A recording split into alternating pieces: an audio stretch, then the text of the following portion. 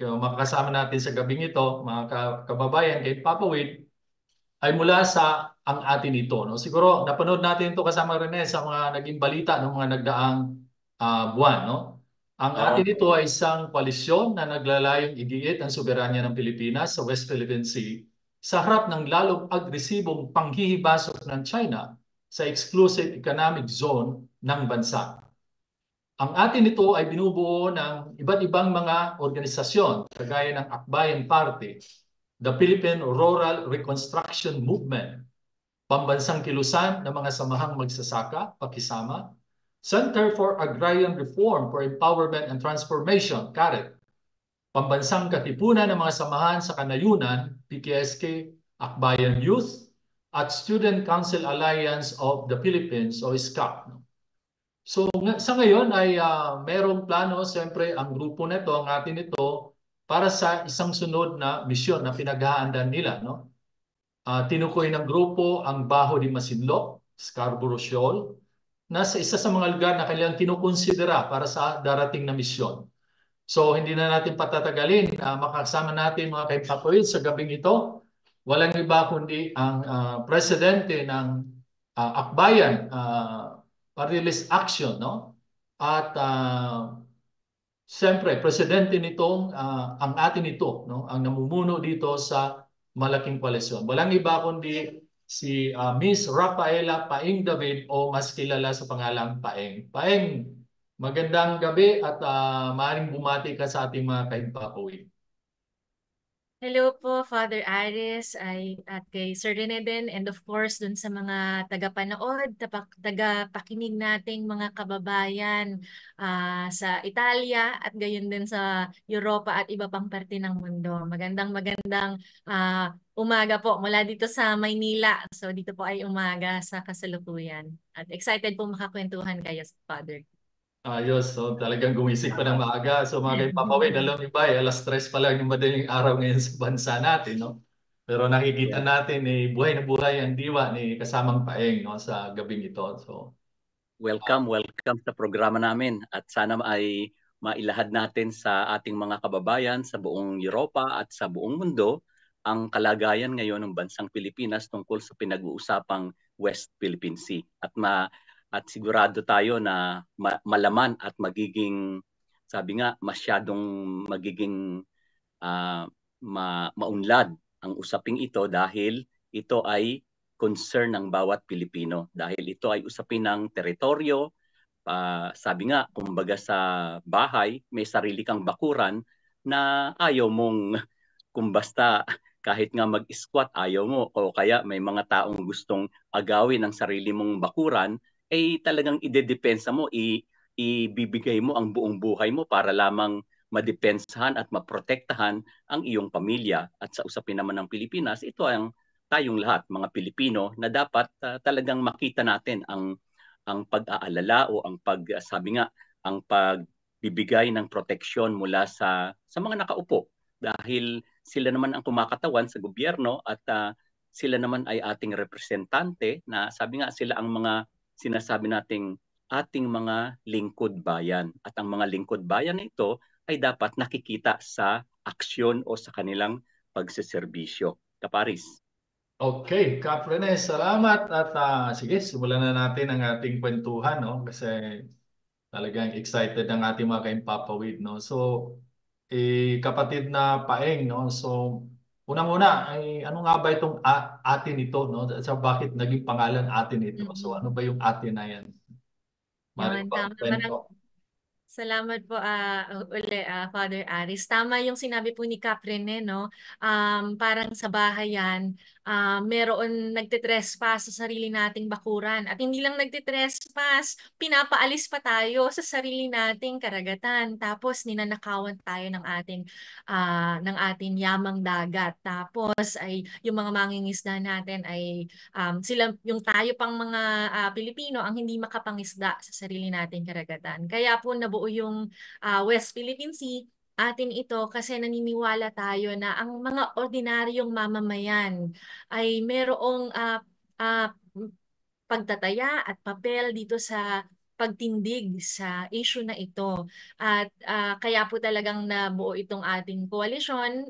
Ano po ito, ragtag na pagsasama-sama ng ilang mga people's organizations, church leaders, kasama po natin dito si Father Elicio de la Torre, ng PRRM, mga artists, may mga ilan po tayong kasama mula sa team nila na nagde-design pa nga ng mga magagandang t-shirt. Baka po yung mga kababayan natin gustong bumili. Na nagsabi na aba parang mali na yung ginagawa ng China sa sarili nating karagatan at kailangang magsama-sama tayo at ipakita na ang mga Pilipino, siguro magkakaiba tayo ng pagtingin sa politika at may mga iba-iba tayong opinion sa ibang issue. Pero pagdating sa West Philippine Sea, lahat tayo kaya nating sabihin yung ating ito. Pilipino ka man sa loob ng Pilipinas, malapit doon sa Zambales, Subic, Palawan, o kaya nandun ka sa kabilang part or nasa Mindanao ka o nasa other side of the Philippines, o kaya po kung nasa Italia ka, lahat po tayo, basta Pilipino, kaya nating sabihin yung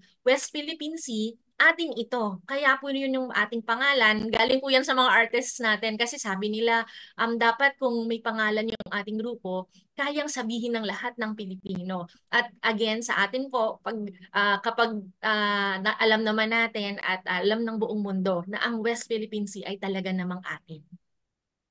Ayun. So, nagkaroon kayo ng unang misyon noong December. So, kumusta nga pala yung mission na yun at anong nangyari? Narating nyo ba kung ano yung dapat tinarget natin marating? Yes, nung nakaraan pong December, nagkaroon tayo ng civilian-led Christmas supply mission o Christmas convoy. Kasi po sabi natin, at ito yung pinagkaagrihan ng grupo nung nakaraan, yung mga kapwa Pilipino natin, mga kababayan na pinaka-apektado doon, yung mga frontliners, yung Coast Guards, yung mga mangingisda, baka magandang ipakita sa kanila yung ating pakikiisa, yung ating spirit of bayanihan by bringing Christmas gifts and Christmas cheer. Lalo na magpapasko nung Desyembre at gusto natin magdala ng mga regalo. May mga bitbit kaming bilin, merong Santa Claus. Nagkaroon tayo ng civilian supply mission. Nag-convoy po kami. Meron po tayong isang barko at maswerte po tayo kasi yung Coast Guard ay sinamahan tayo at nag-escort. May mga ilang fishing vessels din po tayo, 40 fishing vessels na nakikonvoy sa atin. Muli para magdala ng Christmas gifts sa ating frontliners at fisher folk kasi gusto nating ipakita ang sense of solidarity ng mga Pilipino on the one hand, at dun sa kabilang banda, gusto rin nating i-regularize, i-normalize na kung sa atin ng West Philippine Sea, dapat regular tayong nakaka-access dyan. Dapat nga, normal na nakakapunta tayo dyan. Hindi dapat ito controversial. So we want to regularize, normalize civilian access doon sa ating sariling karagatan. So ayun nga po, naglayag tayo nung nakaraang Disyembre. Mag-iisang araw pa lang po yung aming voyage kasi po mga ilang oras po talaga papunta doon sa isla, doon sa Kalayaan Island Group. Hindi, mag-iisang araw pa lang po yung voyage natin. Palapit po tayo sa Ayungin Shoal. Ay ang unang sumalubong na po sa atin ay isang warship ng China. So naval ship agad, isang destroyer.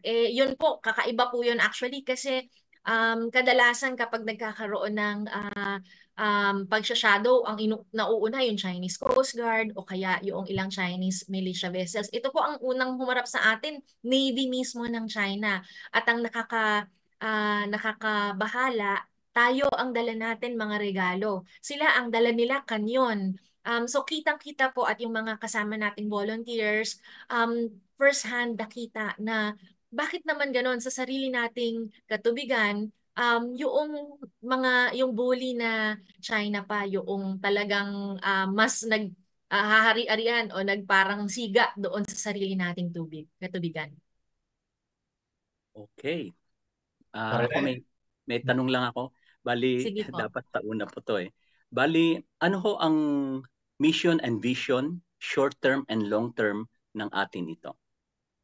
Oo, yan po. Ang mission po talaga natin, ipakita na ang ordinaryong mamamayan kasama dito sa ating pagtindig at pagdepensa sa ating West Philippine Sea, lalo na sa mga mapapayapang paraan. Kasama na nga po dyan yung ito para sa atin isang hindi lang siya pagpapakita ng solidarity sa ating mga fisherfolk communities, pinapakita rin natin yung unique na Filipino spirit ng bayanihan, na tayo ay in the face of what they're doing, kasama po natin doon sa mission natin habang parating yung kanilang Chinese vessels at pinapalibutan yung ating convoy, ay tayo magkakasama.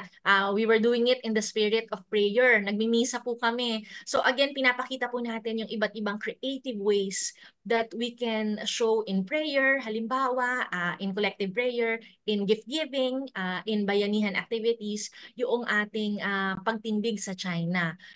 So ang pinaka mission po talaga natin ay ipakita yung different ways that Filipinos can show solidarity dun sa mga pinaka-apektado na komunidad, at gayon din po, again, i-normalize, i-regularize yung civilian access doon sa West Philippine Sea. So, basta po sa atin yung karagatan na yan, dapat yung mga ordinary citizens, malaya tayong nakakapaglayag doon. Yan po ay pag-assert ng ating right of freedom of movement. Dapat sa sarili nating teritoryo, meron tayong karapatan na maglibot at malayang makapaglayag doon sa sarili nating katubigan.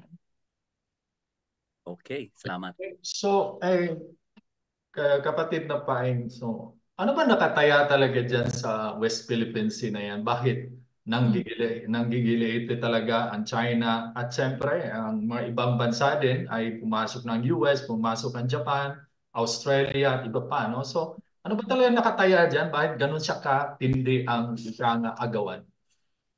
Oh, actually sobrang mahalaga ang area na yan for several reasons. On the one hand, mayaman ang South China Sea at lalong-lalo na syempre yung West Philippine Sea kasi yan ay nasa Coral Triangle. Ibig sabihin, hitik sa marine resources, at talagang traditional fishing grounds din yan ng mga Pilipino at ng iba pang mga karatig bansa natin. Lalo na dyan dahil nga Coral Triangle yan, dyan nagsuspawn yung ating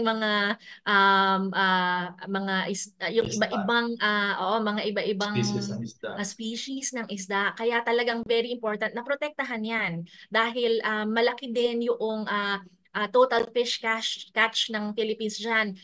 Mga around 27% ng commercial fish catch ng Pilipinas ay galing dyan. Nakakalungkot lang kasi medyo bumababa po nitong nakaraang mga taon kasi nga hindi makapangisda dyan yung ating mga kababayan. So tumataas din lalo yung presyo ng bilihin kasi imbis na nanggagaling sa mga local fisher folk natin, yung ating pangingisda, mas nag-i-import patuloy tayo. Baka yung iba dyan, galing sa katubigan natin, baka binibili pa natin sa China. Pangalawa, napakahalaga po ng area na yan kasi yan din ay dinadaanan ng a third of global trade. So gayon po, napakahalaga ng area na yan. At I suppose, hindi lang para sa Pilipinas, pero para sa buong mundo. Kasi nga, yung ang ina-assert ng ilan pang mga ibang uh, grupo at bansa ay yung sinasabi nilang freedom of navigation. Dapat nakakadaan ng may kalayaan at gayon din kaligtasan doon sa area na yan dahil maraming ang buong bansa halos ay dumadaan dyan. In fact, ang energy source, halimbawa ang liquefied natural gas, if I'm not mistaken, 40% ng global trade nun dumadaan dyan. So, kung meron kang control sa South China Sea, ang laki ng control mo sa global trade. At syempre, gayon din, yung isang mahalaga para sa atin, yung protection din ng environment dyan sa area. Grabe yung paninira ng China. Ay mga 20,000 acres ng coral reef na ang sinisira nila at napakahalagang alagaan natin ang ating kalikasan. So, yan pong lugar na yan, very important. Pero sa atin, klaro, at nanalo na tayo dun sa Hague. Tayo ang may karapatan dyan. Ito ay parte ng ating exclusive economic zone. Kaya patuloy na dapat hindi lang tayo yung may access, tayo yung nagpapangalaga dyan sa area na yan para masiguradong ligtas tayong mga mamamayan at gayon din ligtas din yung ating kalikasan. Okay. Rene? Bali, ang susunod kong katanungan ay alam naman natin at kilala naman natin kung ano ang military might o ang kapangyarihan, ang puwersa ng militar ng China. Sabi nga, kaya ba ng Pilipinas ang ganitong klase ng kung gagawain mo siyang puwersahan o militarily, mukhang hindi kakayanin ng Pilipinas na ipagtanggol ng ating mga armed forces ang sarili nating teritoryo. Ngayon, to what extent ang kaya ng kasi in spite of the verbal protest ng ating gobyerno sa embahada ng Dami na China, nga, no? hindi mahigit na 100, hindi nga pinapansin. Ngayon, up to what extent ang kayang gawin ng koalisyong pinapapalooban niyo po ang maabot ang magiging resulta ng ating mga pagkilos na ito in terms of protection or in terms of para makuha uli natin ang ating territorial rights na ano naman sa atin na grant naman sa atin ng International Court. Kaya siguro ano yung kayang gawin ng koalisyon para sa pagdepensa ng ating teritoryo? At klaro sa atin na dambuhala yung kaharap natin at ibang level din kasi I think sa kanila ang second na pinakamalawak na naval force. At sa harap nun, ano bang magagawa ng bansa na katulad ng Pilipinas? Sabi nga natin para po itong David and Goliath story. Pero alam naman po natin sa kwento ng David and Goliath, alam naman natin kung sino ang nanalo at hindi yun yung dambuhala at yung bully. Ang nanalo ay si David. At nakikita po natin na maraming, lalo na, again, we're asserting mahalaga yung mga mapapayapang paraan na makikiisa tayo dito sa pagtindig.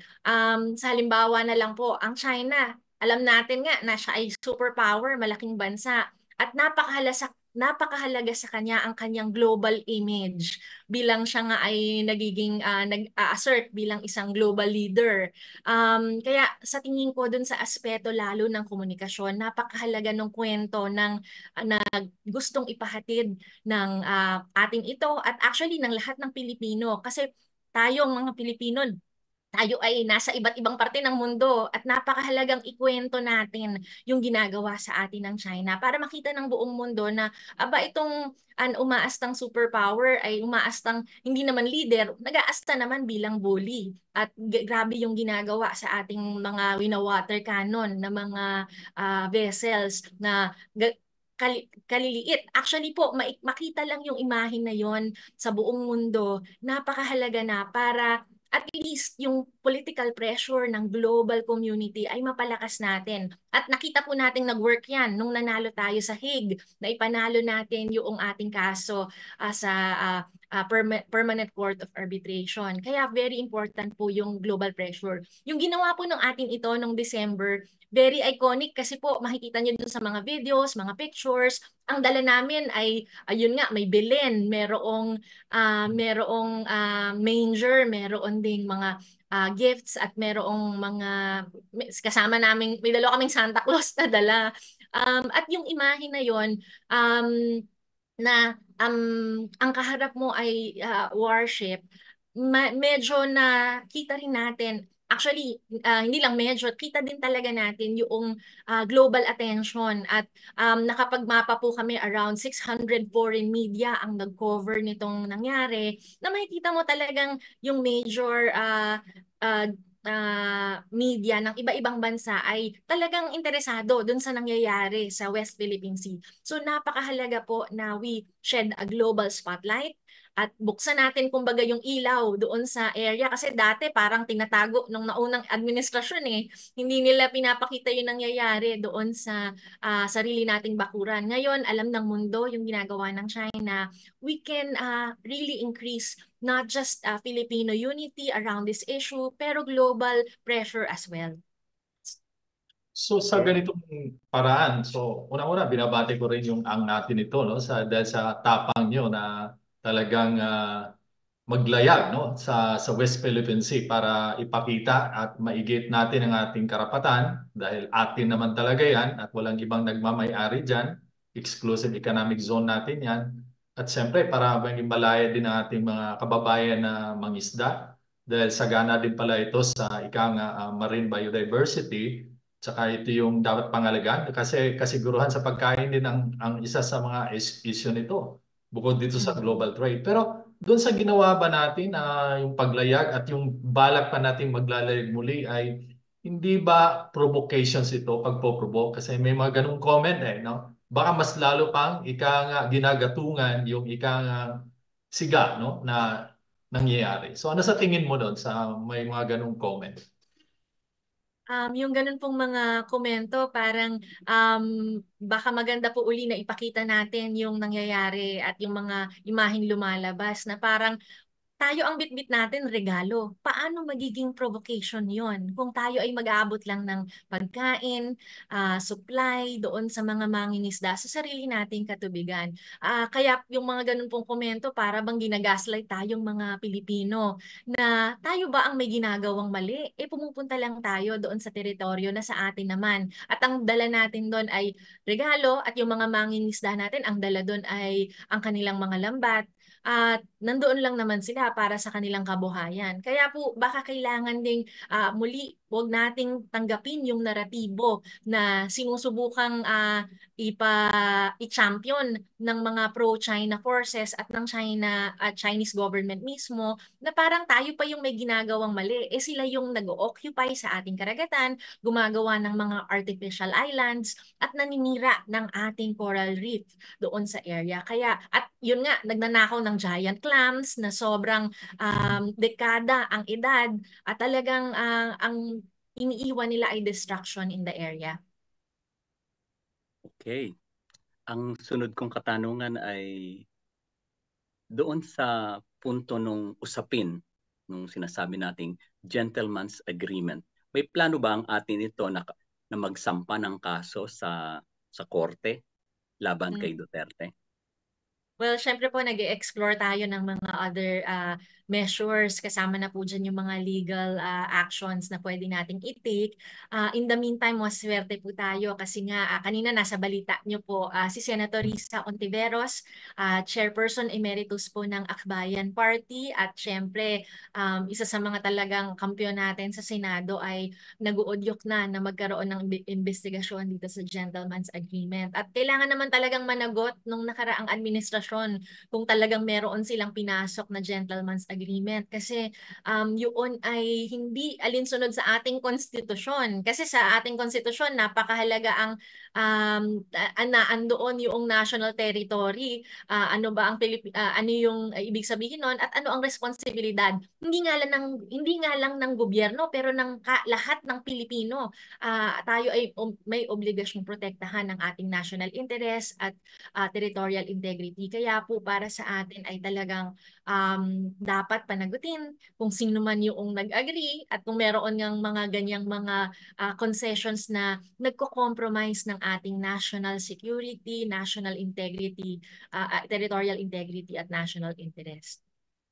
Meron tanong dito sa ating chat, no? Chat box natin, no? So, anong tingin niyo ng atin ito, no? Sa pagtutol sa China, ngunit pagpanig naman sa US. Oo, nako, sobrang tricky po niyan talaga kasi nakikita natin yung nangyayari sa West Philippine Sea.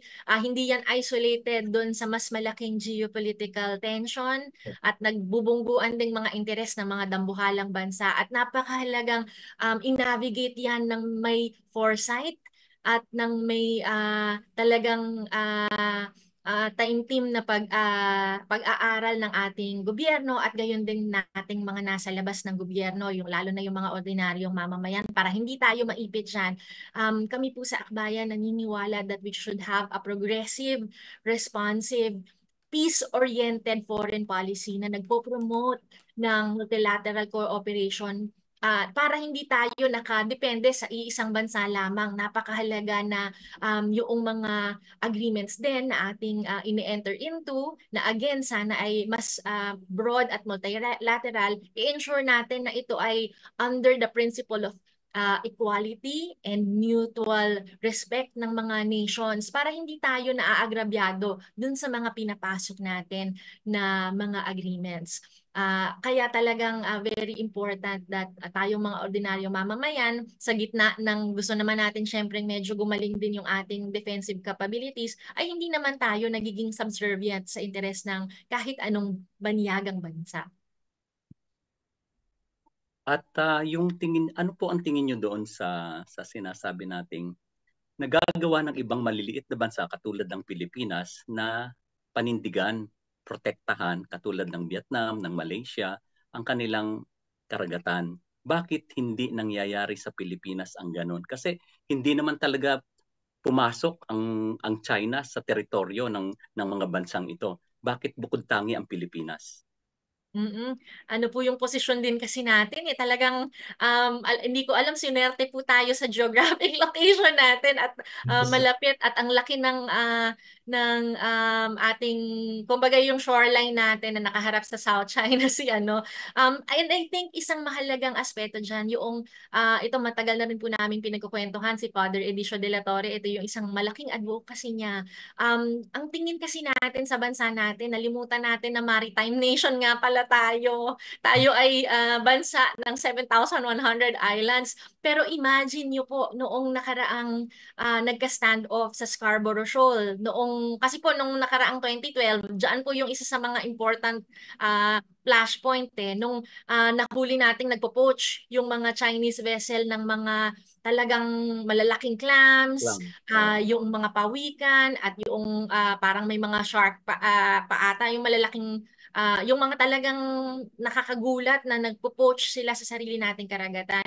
Nung nagkaroon po ng standoff, kung 1 month ata yun, at least parang umabot pa ng 2 months, isa lang yung napadala ng ating gobyerno na ship. Samantala, yung Chinese vessel, ilan silang naandon. So, ganun po kahina yung ating capacity para protektahan ang ating karagatan, no? Considering na 7,100 islands tayo. Kaya talagang yung isang pinopromote ay kailangan maalala natin na tayo ay nation, isang maritime nation. Kaya ngayon meron pong bagong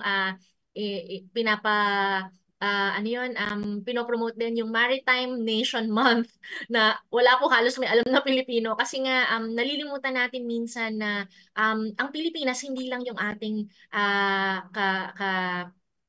yung ating land territory, kasama po yung karagatan natin doon sa ating nasyon. Follow up lang, is this about political will or it is about inutil talaga ang gobyerno? Marami po sigurong aspeto, pero siguro po yung isang medyo nakakalungkot kasi 6 years po yung nasayang natin ng nakarang administrasyon eh. Hindi talaga naipaglaban yung ating interes at mas mas naging mas nakompromiso pa po yung ating yung ating paninindigan para sa ating teritoryo. Actually po, yun yung panahon na nanalo tayo sa Hague eh. Nakuha natin yung ating panalo July 2016, kaso kakapasok po ng bagong administrasyon. Ang sabi nila, papel lang yan. Ano ba namang magagawa ng ruling na yan? So, imbes na ma-leverage natin yung ating pagkapanalo, yung nakaraang administrasyon ay sinayang yung ating victory in The Hague, na yung buong mundo na yung pumanig sa atin. So, ayun po, sana po ay banayan natin itong administrasyon na ito na sana ay talagang wag naman din nila i-sacrifice yung ating national interest at suportahan at gawin yung kanilang trabaho sa pagsuporta sa ating mga mangingisda lalo na affected dun sa area. So mayroon kayong susunod na bala kayong panibagong misyon. So kumusta ang paghahanda? Naku, ayan, medyo natitense na po kami. Ang daming kailangan i-prepare. Pero lahat nag-shape up na po yung ating plano at tuloy na po tayo sa May 14 hanggang May 17 para sa ating summer convoy naman. Kung nung nakaraan ay nag-Christmas convoy tayo, this time around, sakto po summer, magandang panahon din para maglayag. Pupunta naman po tayo sa Bajo de Masinloc. Nung nakaraan po kasi sa vicinity ng Ayungin Siole, dun sa Kalayaan Island Group, yun po ay sa mga kababayan natin hindi alam, yun ay sa bandang Palawan, kaharap ng El Nido. So doon po kami nanggaling. Ngayon naman po, ang second mission natin ay sa Bajo de Masinloc. Yun po ay nakaharap sa may Zambales, Subic area. Kasi po doon naman ang gusto natin ipakita yung mga mangingisda natin na na-displace. Kasi po yung Bajo de Masinloc, sobrang yaman po niyan sa yamang dagat. Kaya po yung mga mangingisda natin na dati doon, kahit na isa, dalawang araw lang silang naandun na ngingisda, talagang ano na sila, solved na sila at ang dami nilang naiuuwi. Ngayon talagang matagal yung mga kasama natin doon, over a week na nangingisda doon para masiguradong meron silang maiuuwi sa kanilang mga pamilya. Pupunta po tayo doon para habang nangingisda sila, ay magbibigay tayo ng fuel para pwede pa silang mas matagal makapag-stay doon sa Bajo de Masinloc at mga pagkain din doon sa mga mangingisda doon sa Bajo de Masinloc. So hopefully po ay sa mga kababayan natin, actually po nag-i-invite kami ng international observers kasi this time around hindi lang dapat sana mga Pilipino yun nandun. Hopefully meron tayong mga foreign observers para mas maipakita pa natin sa buong mundo yung ginagawa ng China at hopefully ay mas makapanalig uli natin sila sa mission na ito. Yun. So, talagang napakaganda ng ating talakayan at yung very informative, no? So, marami tayong mga nakikinig sa ngayon kapatid na Paeng. So, anong gusto mong mensaheng iwan sa ating mga tagapakinig kay Papa Wade, lalo-lalo na sa mga kababayan natin, mga migrante na malayo, no, dito sa West Philippine Sea, pero dumadaan din tayo diyan. Kaya ano ang huling mensahe mo para sa ating mga kababayan? Sa mga kababayan po natin, muli, nasaan mang parte tayo ng mundo, para sa ating lahat, ang West Philippine Sea ay atin at mayroon tayong maaaring maiambag para ipakita ang ating pagbabayanihan lalo na para ipakita yung pakikiisa natin dun sa mga pinakaapektadong komunidad. Kung meron po tayong gustong ipahatid na tulong, kami po ay pupunta sa Bajo de Masinloc ngayong Mayo. Pwede pong makipag-ugnayan sa amin para magtulungan at magpaabot ng tulong sa mga Fisher Folk communities. Pwede pong mag-email sa wpsatinito@gmail.com at gayon din sa tingin natin marami tayong magagawa hindi lang sa pag-aambag at pagtulong sa mga kapatid natin na naandon. Ikwento rin po natin yung nangyayari sa ating karagatan para makita ng mundo na hindi tama ang ginagawa ng China sa sarili nating karagatan at gayon din iparinig natin para marinig ng China na ang West Philippine Sea atin ito. Okay, so maraming salamat muli, Rafaela David, mula sa Akbayan Citizens Party Actions. So good luck sa inyong susunod na misyon at arinawat mapagtagumpayan pa natin at tuloy-tuloy ang ating pag-iit, no, sa karapatan dahil atin ito. At alang-alang na rin sa ating siyempre, yung mga unang naapektuhan dyan, yung mga kapatid nating mga mandaragat, no? Na kung saan ay ang kanilang kabuhayan ay nakasalalay dyan. At siyempre, yung kasiguruhan sa pagkain, hindi lang ng mga mangingisda na yan, kundi sa buong bansa, no? Kasi yan ay yaman din natin yan. So, muli, maraming salamat sa pagpaunlak at magandang umaga dyan sa inyo at sa lahat ng mga kaimpapawid natin. Maraming salamat, Kapaeng. Salamat po, Father Aris, Kap Rene. Magandang umaga po ulit. Best wishes sa mission nyo at God bless sa inyong lahat. God bless din po. Salamat.